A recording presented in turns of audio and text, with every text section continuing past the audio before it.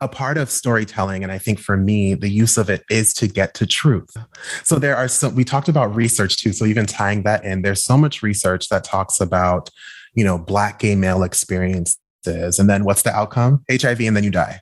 Yeah. That is not our sole story. That is not our only story. There are so many other truths related to our experience. I'm Cindy Darnell. Welcome to The Erotic Philosopher, the podcast where we examine and explore sex and relationships through social, personal, cultural, scientific, political, and other lenses, and unpack and explore your erotic quandaries with the world's wisest erotic philosophers. Today's guest on The Erotic Philosopher is Patrick Grant. Patrick is a clinical psychology resident in Atlanta, Georgia. His interests include using clinical practice and research to expand narratives of Black folks and exploring the ways diversity-related experiences impact mental health outcomes. Grant's published works primarily center same-gender-loving Black male issues, which include, but not limited to, the availability of sexually liberating spaces for Black queer men and the impact of hegemony, heteronormativity, and homonegativity on Black same-gender-loving male livelihood. A podcaster, presenter, creative, and group facilitator, Grant has domestically and internationally engaged audiences in making considerations for Black liberation. Grant hopes to continue to serve the fields of psychology and sexology by broadening his work and research. Enjoy today's discussion with Patrick Grant. Patrick Grant, welcome to The Erotic Philosopher. Thank you. Thank you for having me. It's so great to finally meet you. I was introduced to you via our mutual friend and colleague, Dr. James Wadley, and I was so thrilled when he suggested that I reach out to you to be a guest here. And then after that, after reaching out to you, that you then sent me one of your papers, which we're going to talk about a little bit today. But before we get into any of the fabulousness that is your writing, what would you like listeners new to you to know about who you are, what you're passionate about, and what your interest in sex and pleasure is? Absolutely. So first, shout out to James. Yes, he's a friend, he's a colleague, but I would also say he's been such a great mentor in helping me navigate this world of both mental health, sexual health, pleasure. When it comes to who I am, I think I'm still figuring that out. I just graduated last year, May, with my doctorate in psych, and I feel like life just put me on a fast track to making so many other things happen, right? And so I focus a lot on the experiences of Black same-gender loving men and experiences related to how they appraise their identities, what they think about their identities, how they navigate sex and pleasure, their thoughts about their identities as it relates to masculinity. Yeah. And so I know there are a lot of people, clinicians, practitioners who identify very closely to the work that they do, but I think the work that I do speaks to who I am on a greater level, which is a storyteller, right? Yeah. So when it comes okay. Yeah, when it comes to Black same-gender loving men, I really want to expand the narratives. I think if you comb through the research and the stories, it's always this narrative of trauma, this narrative linked to rates of HIV, and I'm like, let's do more, right? So I would say I'm a storyteller with a couple degrees, trying to figure life out and trying to tell more stories about Black gay men, queer men, same-gender loving men. Yeah, I love that. And it just makes me think about, that there is this disproportionate emphasis in so much of the, the clinical literature, but also just in the media and even in, regular just discussions that happen in bars around the negative aspect of sex. So you were saying, there is this sort of, wash of the HIV stigma, certainly among gay men and men who have sex with men, regardless of how they identify. But in the practices that, there is still this wash of stigma of HIV. And then, as you say, even more with the Black community. There is extra layers of stigma. Do you think it's changed in the last 10, 20 years? No, I think that stigma is there, and that stigma has been used to oppress gay men, Black gay men, who I specifically focus on. But there's an interesting trend happening. So I'm not sure the news source that released it, but it's saying that rates of HIV are actually increasing more in heterosexual identified individuals. Right. And so now we're getting to this space of like, okay, so then what does this mean about the thoughts we had about gay men? What does this mean about the thoughts we had about the type of sex gay men are having? And when I say the type of sex, I mean unprotected versus not. And what we're getting at is that this data isn't new, right? Heterosexual folks have been impacted by HIV for the longest, but there are some systemic issues that have been put, or some systemic forces, plays that have been put into play. I can't find that word, right? But there have been some measures put into place to make gay men kind of the face of this infection. And now we're getting to a truth, which is they're not really the face, right? A lot of us are engaging in sex practices without protection. A lot of us are, having sex with multiple partners, but not having conversations along with those, with engaging, right? And so there are things that we can do to reduce those rates in no matter how we identify. Yeah. Yeah. And I wonder if, part of this shift in infection rates, and we don't need to be harping on too much about HIV, but the shift in infection rates to be greater in the heterosexual world. And I'm not actually surprised at that because of the prevalence of PrEP in the gay and queer communities, that among heterosexuals, it's still so stigmatized to even consider taking PrEP. Whereas as far as I understand, obviously not being a gay man myself, that PrEP is pretty much just sort of part of the deal for a lot of people these days. For a lot of people who have access to it, right? But let's talk about that because, for me being from Australia, where my knowledge of the medical system is that PrEP is accessible in the public health scheme. So it is either free or very low cost to Australian gay men. I recognize that's not how it works in the US and possibly in other countries too. How does that accessibility point work in the United States? Sure. So it is accessible, right? But then there's still so much work being done in educating people about PrEP and letting them know that, hey, there's this resource here for you. Hey, yes, on the surface, there's a high cost, but if you have insurance, you can have access to this at low cost or even no cost, depending on the centers that are around, right? Offering PrEP. Does that make sense? And so for those who have access, close to everyone has access, but they have to know that they have access to actually utilize. Okay, so there's the educational access piece as well as the economic access piece. Got it. Right. But I also want to go back to that S word. I want to go back to stigma. And so over the years, gay men have been stigmatized with this infection, right? On the flip side, the narrative is that if you're heterosexual, there's little to no chance that you're going to have this infection. Right. And so, it's access to PrEP that could reduce the rates of HIV transmission. We've gotten it to a point where now it's U equals U, right? Undetectable means untransmissible. Yeah. But we see the rates rising in heterosexual folks because while we're stigmatizing gay folks, there's kind of this idea of, oh, I'm invincible, right? If I'm having heterosexual sex, there's little to no chance of me being exposed to HIV, which we know is incorrect. Yeah, absolutely. And so sort of taking a sidestep away from, all of these narratives of the stigma and the shame that have been put upon gay men and disproportionately even more so on Black gay men. I have just been reading your paper in the Journal of Black Sexuality. I'm going to ask you to say the name, and I'd like to dig into that a little bit. So tell us the name of the paper. The article is Bussyismus, an introduction to the pleasure, pain, power, and politics of bottoming. So say that 5 times fast.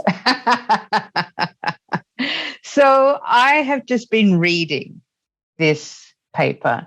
And before we dig into that, can you explain to folks who were not familiar with the term, which I was not, what bussyismus means? Yeah, a lot of people wouldn't be familiar with it because I made it up, right? And so, Oh, yeah. So when you think about, for example, vaginismus, right? And I go into the paper and talk about why it's not the same. But with vaginismus, it's a clinical term used to describe kind of muscle contraction in those who have vaginas, right? Which makes it hard for penetration, makes penetration painful. And it's kind of connected to not only muscle contraction and spasm, physical symptom, it's also connected to the mental, right? So high levels of anxiety, high levels of stress. So let's flip it for men who engage in bottoming, so bottoms, yeah.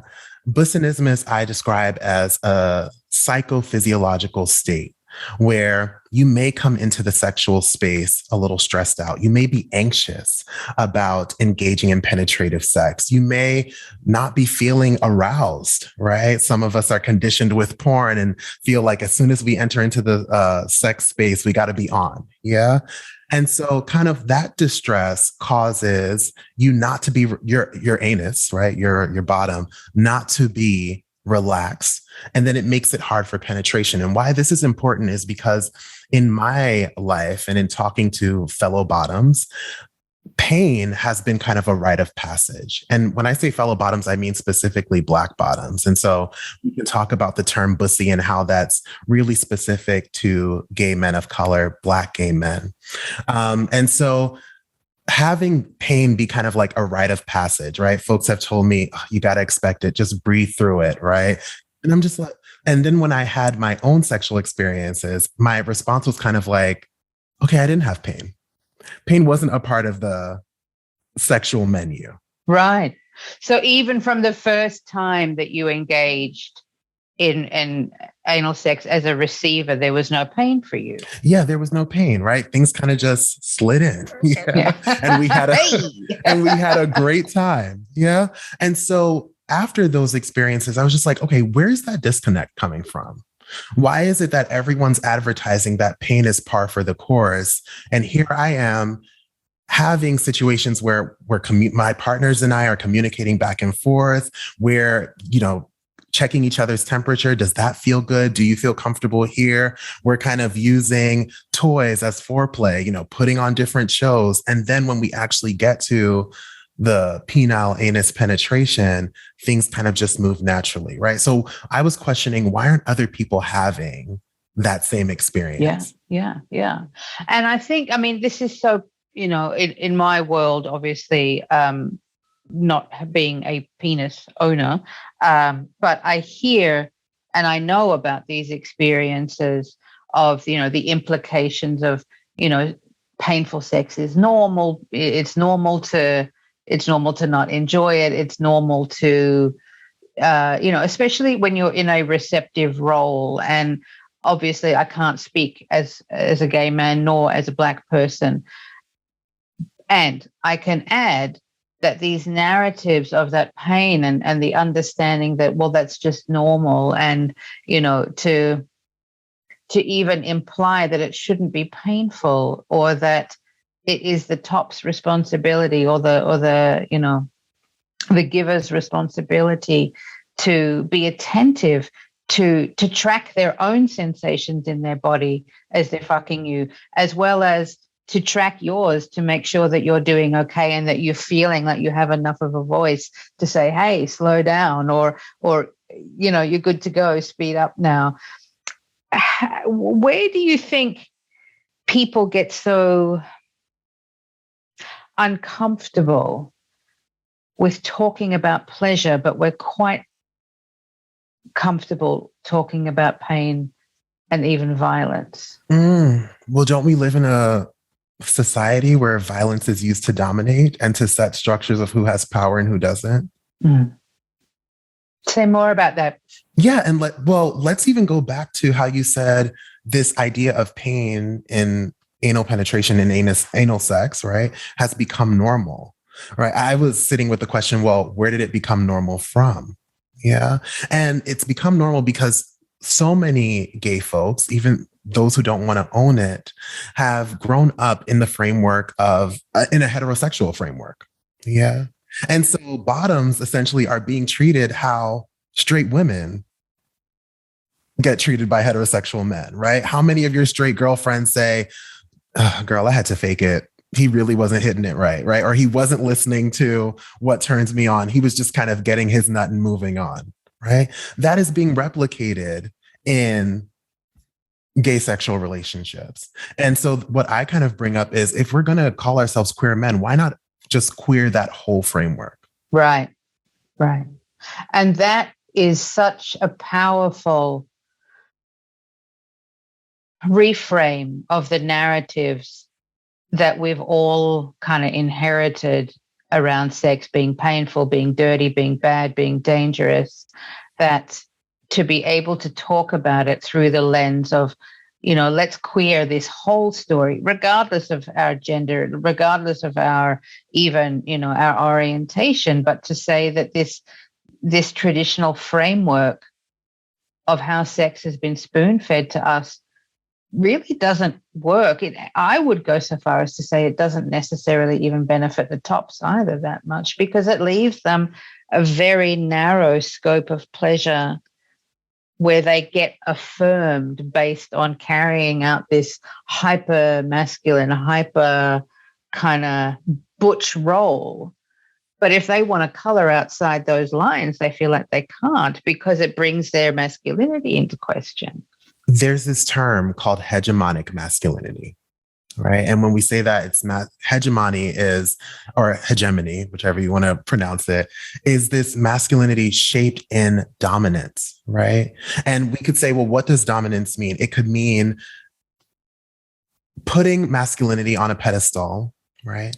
And making that which is feminine kind of like beneath, right? It could also mean structuring different types of masculinities on a hierarchy where you have this one ideal masculinity and then everything else falls beneath. So then how does that play out into our social structures? Well, if we're going to have sex, I don't really give a fuck about your pain.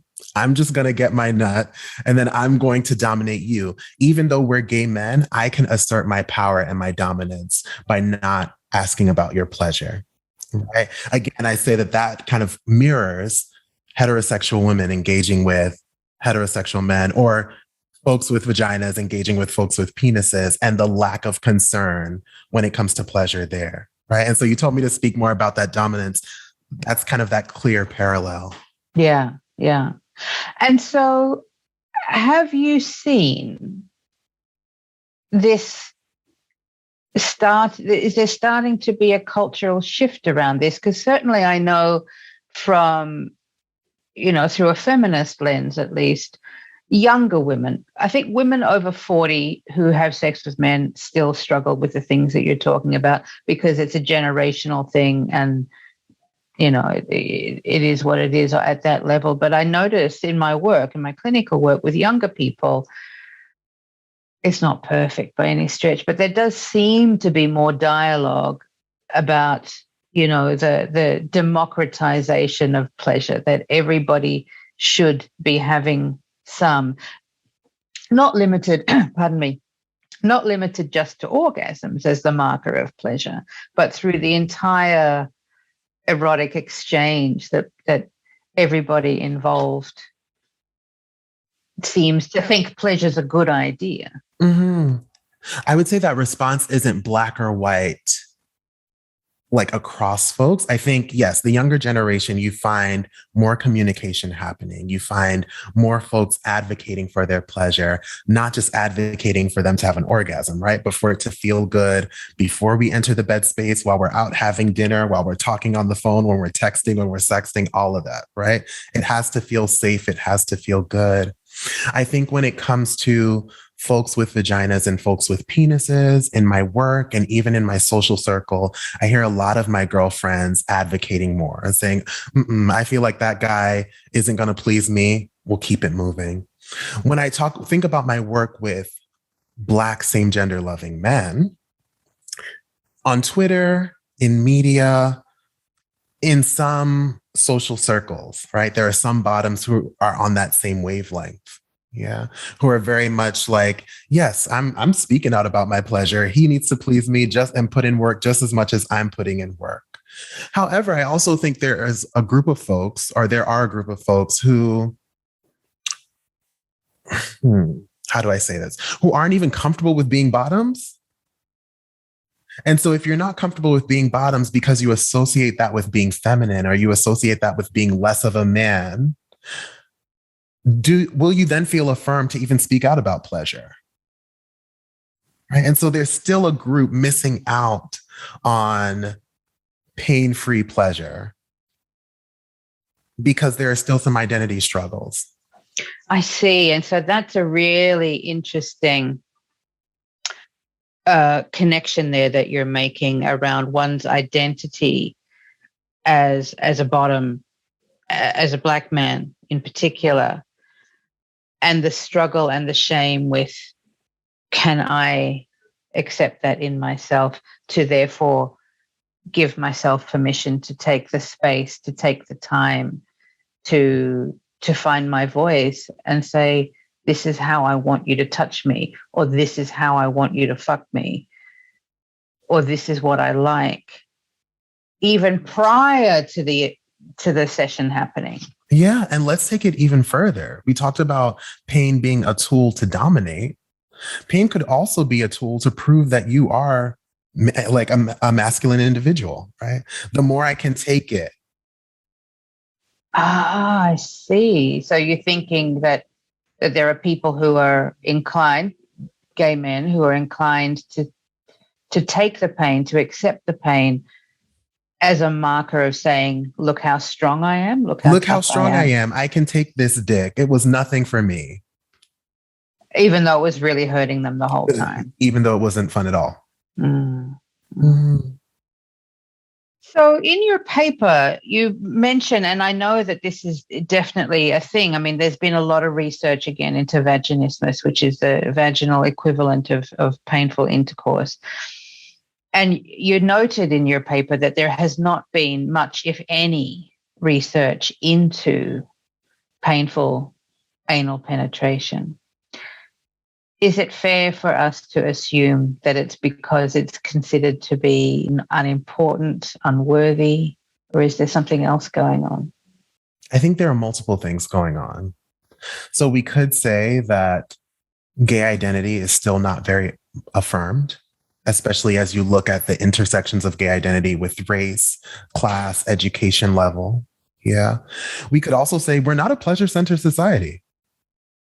Right? We don't care about pleasure. So if you're experiencing pain in sex, okay, is that something that can be fixed with a prescription? Is that something that can be fixed with some other monetary, by some other monetary means? No, right? So like, why would we care about that? Why would we study that? We're not saying here's a problem, here's how you solve it, give us money to solve it. And so, yeah, there hasn't been a lot of research done on it. And I doubt that in the years to come, there will be. I hope that doesn't sound too pessimistic. No, I mean, I think it's really true. And, you know, some of my colleagues in England had noted the same kinds of things, that, you know, there's an extraordinary amount of literature and research into painful vaginal sex. But overwhelmingly, in my experience of it, I mean, of the literature, not of painful vaginal sex. In my experience of the literature, the emphasis is on what can we do to make the vagina more receptive to the penis. So again, the emphasis is on the penis and the man, and is he going to have a good time? So we've got to kind of make sure that she's all stretched out, ready to go to please him. It's very sort of, you know, function oriented, in contrast with, well, maybe, you know, if the sex is painful, perhaps do a different activity, you know, or or make sure that there's enough lubricant, and make sure that you're actually turned on. And if you're not turned on, can you say what it is? And so, you know, all of the vaginismus research still overwhelmingly actually centers penises, which is just ridiculous. But this is the world we live in. This is the unfortunate facts. And so, of course, sidestepping from that, um, men who are having sex with women obviously are at the top of the social hierarchy, because heterosexual men are. But then, as we're sort of stepping down the power scale here to gay men, to gay black men, to gay black men who bottom,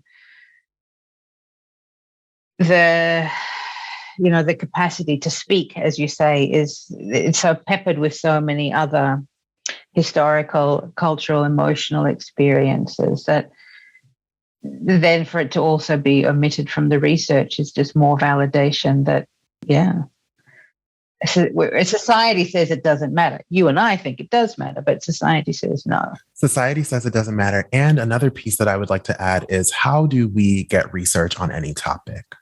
You got to have people who are not only interested in it, but you also need to have people who are willing to do the research, right? To do the research and then to disseminate. And the funding. You got to get the funding. Who's going to fund these things if there's no, especially if you're not looking for a drug, then it's really hard to get money for pleasure research.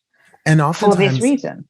Pleasure is not the focus of our research, right? But then I just did a presentation about 2 weeks ago on just like who makes up these fields, right? Who makes up the mental health field? Who makes up the sexuality field?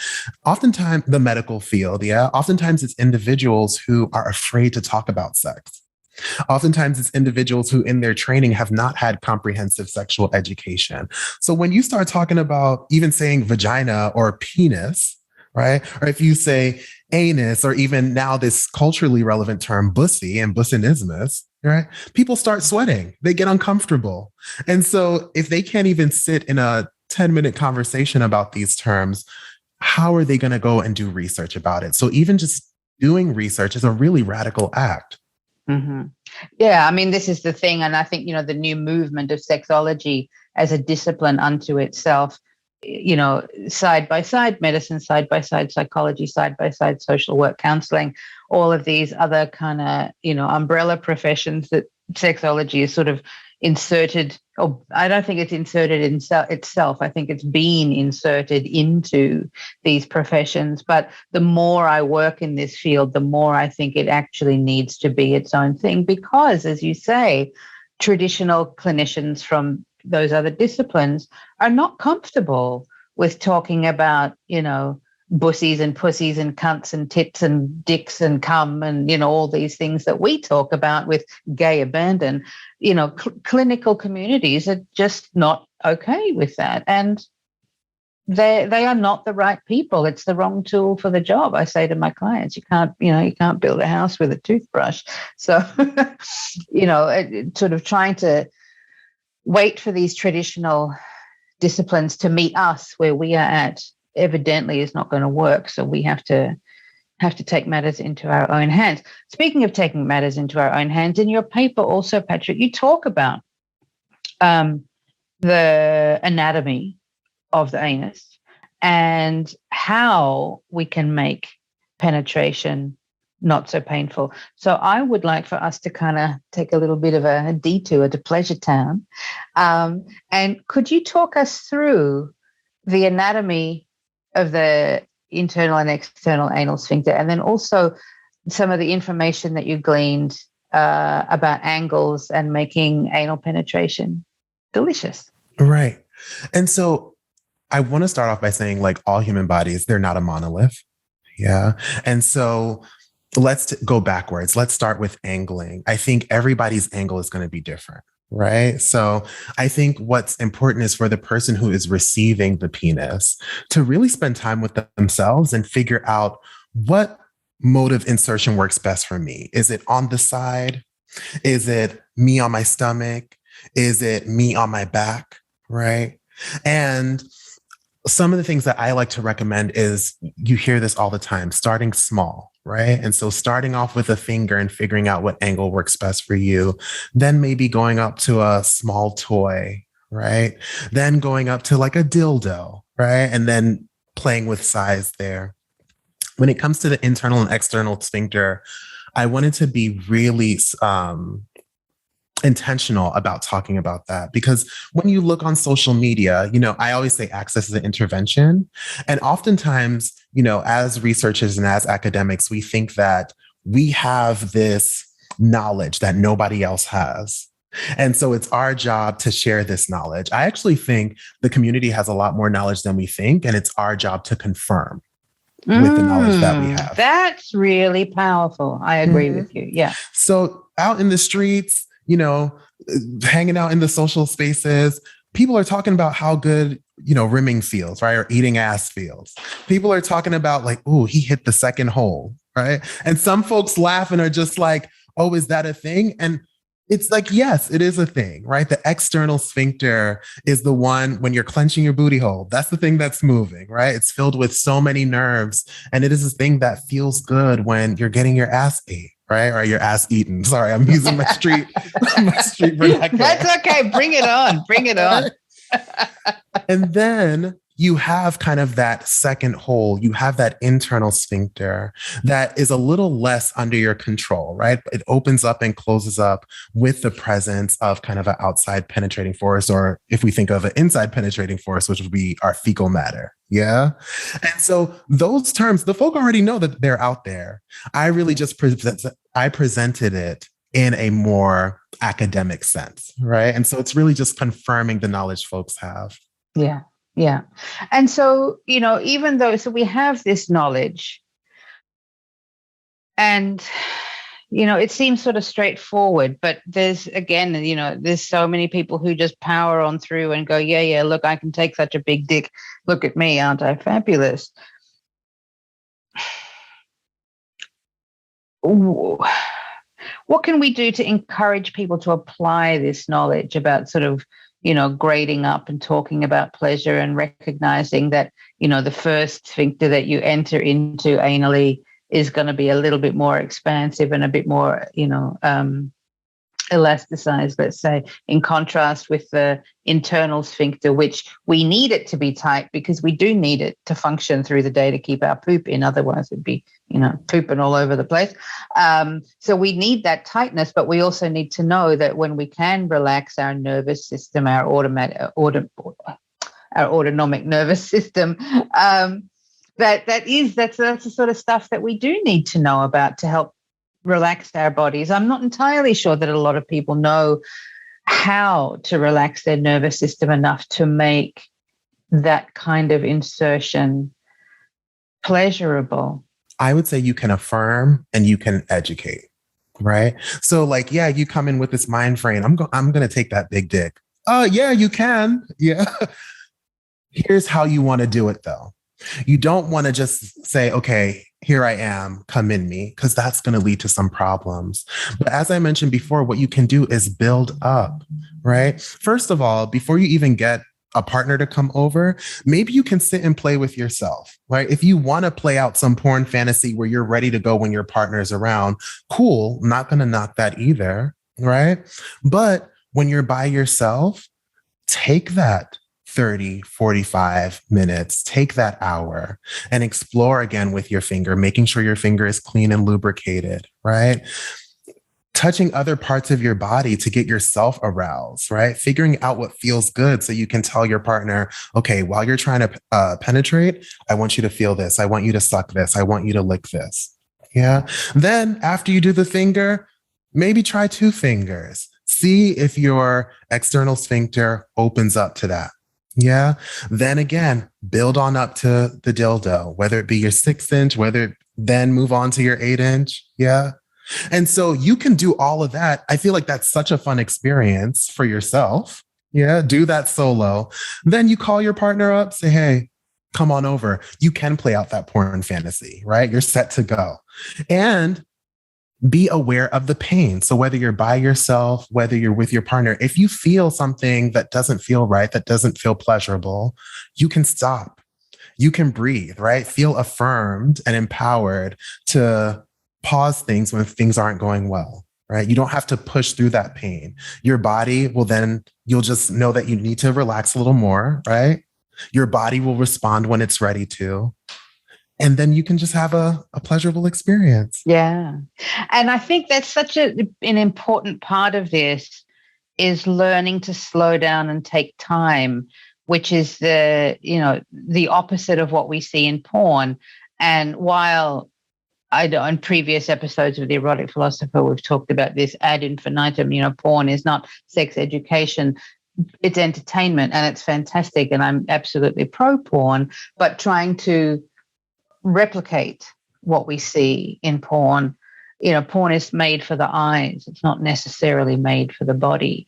And so we're left having to seek out alternative sources of knowledge to learn how our bodies work. And, one of the crucial things to having, I think, great sex is, as you say, slowing down, taking an hour to stroke your whole body and actually get blood flow happening. And that in itself can actually help to expand the internal anal sphincter, I think is something that not a lot of folks know about. Yeah. When you're aroused, your body opens up and your body is ready for a good time. Yeah. And just know that it's great to always check in on a solo level, check in with playing by yourself, because your body's going to change over time. Right. So the way you were able to kind of get aroused quickly at 20 or even 16 is not going to be sufficient for getting aroused at 30 or 35, 60. And you want to enjoy sex across the lifespan, right? So if you're not doing that one-on-one check-in, what are you setting yourself up for? Exactly. So I want to go back to this, the linguistic representation of bussy being bussy with a pussy with a B. Where does this word come from? What's its historical origins, and what's your relationship to the word? Yeah.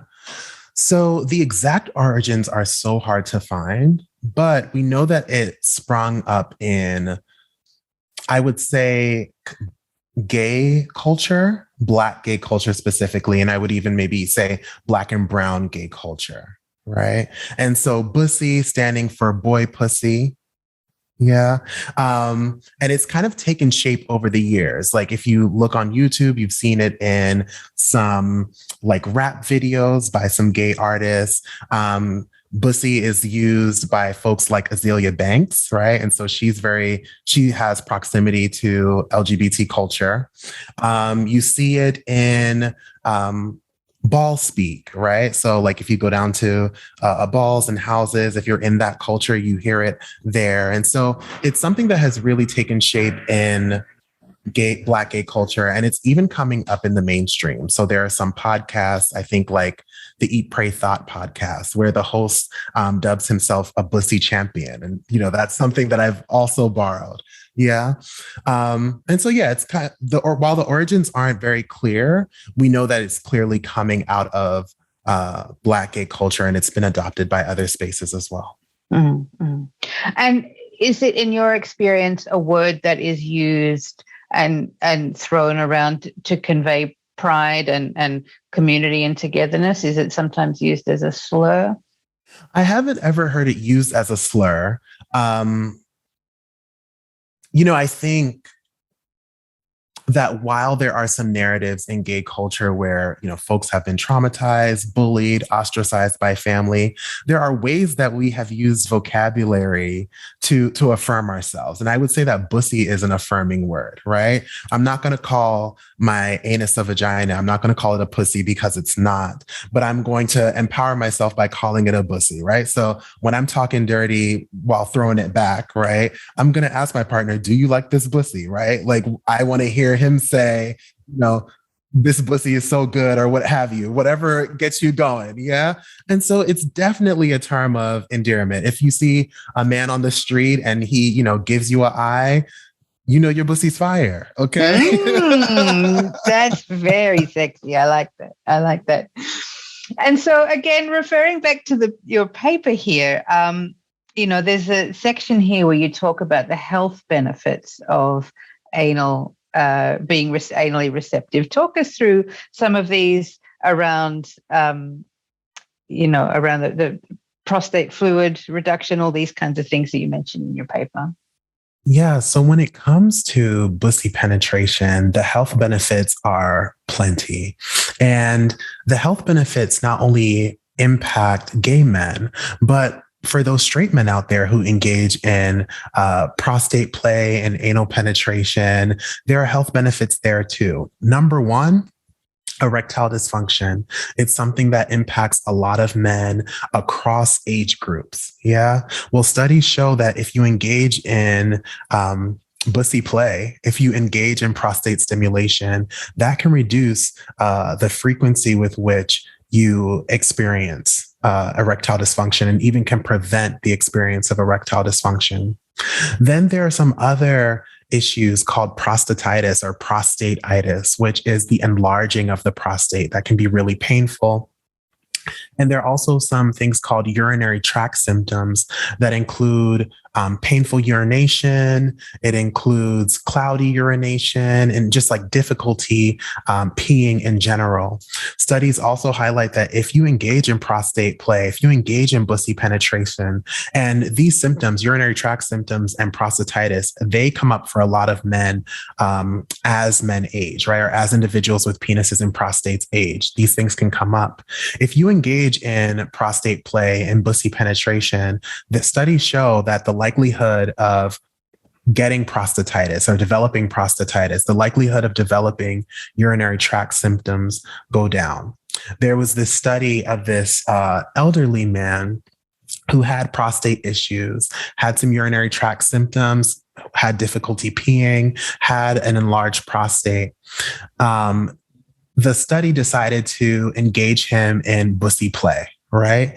And so within a few days, you saw the symptoms, the urinary tract symptoms decrease. He was able to pee with greater ease.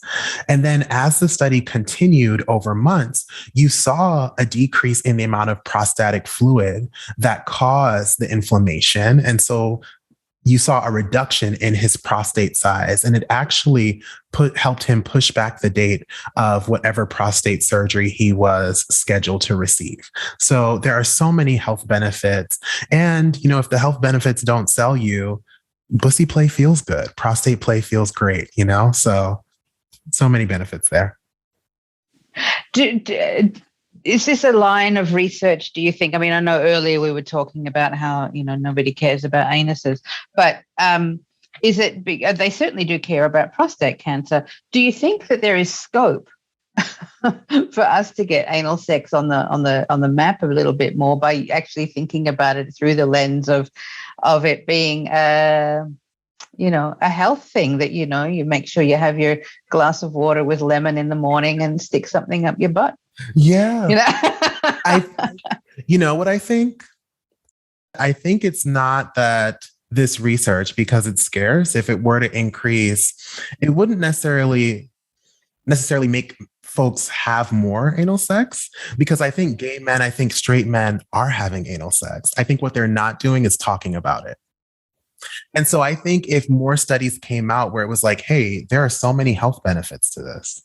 Hey, there are so many ways your life could improve if you engaged in this act, it would maybe bring some courage in this space where men could be like, oh, I already do this, right? I do this with my top. I do this with my wife, right? We penetrate with strap-ons. We play with toys.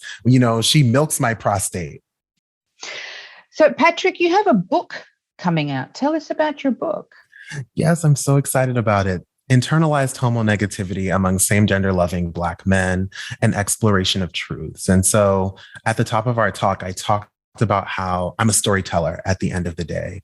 A part of storytelling, and I think for me, the use of it is to get to truth. Yeah. So we talked about research too. So even tying that in, there's so much research that talks about, Black gay male experiences. And then what's the outcome? HIV, and then you die. Yeah. That is not our sole story. That is not our only story. There are so many other truths related to our experience. And so, my dissertation was on the experiences of Black same-gender loving men. And so I wanted to use this book to just expand on the findings of that dissertation, to add some more truths, and to hopefully allow Black men to read this book and gather more truths about their experiences, right? So it's not an exhaustive book at all. I think there are truths that you'll find in the book and not in the book. Yeah. Yeah. And when is it coming out? It's coming out April 11th, and it's a really... Oh, so really soon. Really soon. And it's a really awesome tool. Not only are there different topics discussed as it relates to the experiences of Black same-gender loving men, like their relationships with mother and father, like their standing in the Black church, the way they navigate masculinity in the school space. I really wanted to make this work accessible, because I find that a lot of the research that is done, it kind of stays within the ivory tower. And what I mean by that is a lot of researchers do research for other researchers, right? With the hopes that it then trickles down into the community.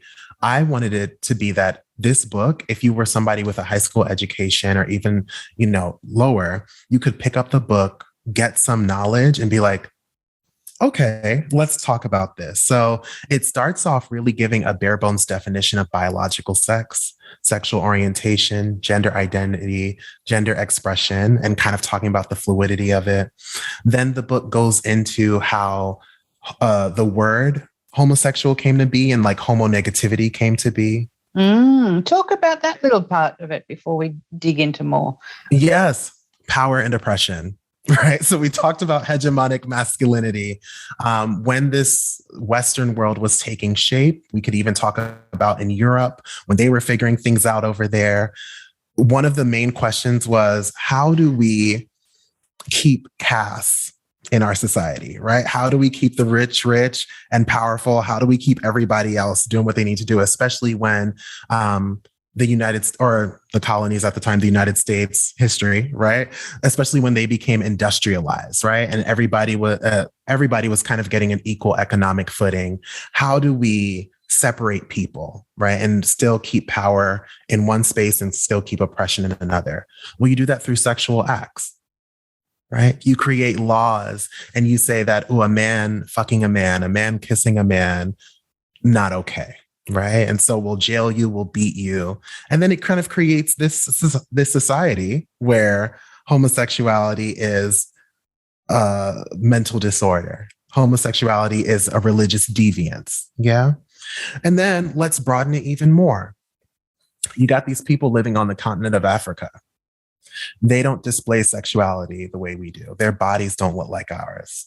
Right? They're not having the same conversations we're having. The systems and structures don't look like ours. So they must be deviant. They must be savage, and they must need to be tamed. Right? And so there's a chapter that goes into Black sexuality and how that's been demonized. Right? And then when you then go through history more, slavery days, I then talk about in the book how, in order to survive in this place called America, Black folks then had to create castes, right? And one of the lower tiers of that caste were Black gay men. And so it really takes you on a journey. Before we get to internalized homonegativity, we really get to the journey of it all. Yeah. Gosh, this is just amazing. I can't wait to get my hands on it. Tell everybody again, what is the name of the book? Yes, Internalized Homonegativity Among Same-Gender Loving Black Men, an Exploration of Truths. If you haven't picked up yet, I love long titles. Excellent. Well, I will be sure to put links to your contact in the show notes so people can contact you to get more information about where they can find the book, wherever it is that they are listening to this podcast. Thank you so much. Is there anything else you want to talk about before we wind up? Sure. I guess I can end by saying, right, to live the most pleasureful life, get to know your truth. That's so powerful. Knowing our truth, and knowing our truth can take a lifetime. Mm-hmm. Mm-hmm. It's an always in process, an ongoing, ever evolving story. Absolutely. Absolutely. Patrick, it was just delightful. Yeah, meeting you, chatting with you. I appreciate you taking time out of your day to join me here on The Erotic Philosopher. Do you have any workshops or classes or a mailing list people can reach out and get closer to you if they want to? Currently, no workshops or classes unless asked to come and present. But you can connect with me on impryan.com. That's IAMPRYAN. And you can find me on Instagram and Twitter at IamPRyan. I try to keep things consistent. That's good. I will put those links definitely in the show notes for this podcast episode, and for folks listening to reach out and connect with Patrick, because not only is he delightful and lovely, but he's smart and so beautiful. Thank you. Patrick, thank you so much again. Thank you so much, Cindy. So there you have it, folks. Bussiness, a new word for all of us, myself included. I want to extend again my gratitude to Patrick Grant for joining us on The Erotic Philosopher today. And be sure to check out the links in the show notes for ways to keep in touch with Patrick and to get his book when it comes out later this year. If you're enjoying The Erotic Philosopher, there are a variety of ways that you can support us.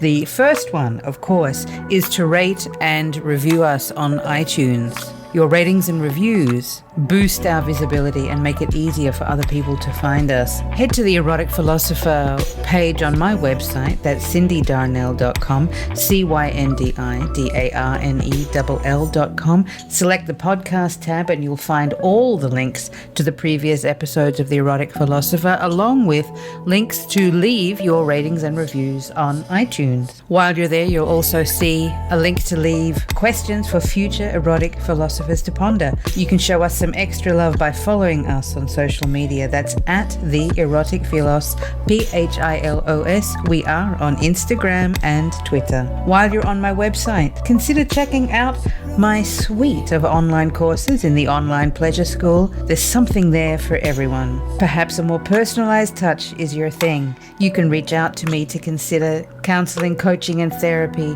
from the privacy of your own home via Zoom, anywhere in the world. I work with individuals, couples, and polycules, providing support, insight, and general well-being for people looking to expand their sex and relationships. And of course, be sure to check out my new book coming out later in 2022, Sex When You Don't Feel Like It, the truth about mismatched libido and rediscovering desire. Find that link also on my website, cindydarnell.com. This podcast only exists with the support and love of my listeners here, and I really appreciate having you here, joining me for each and every episode. Until we're together again, take care, and thanks for listening.